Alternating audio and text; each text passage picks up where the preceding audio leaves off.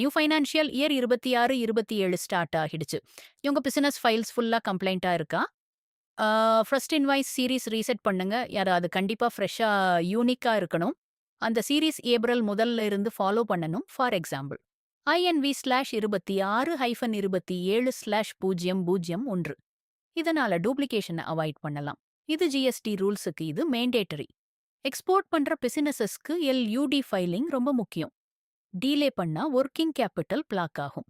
5 கோடி ரூபாய் மேல டர்னோவர்னா இன்வாய்சிங் கேம்பல்சரி ஆகிடுச்சு.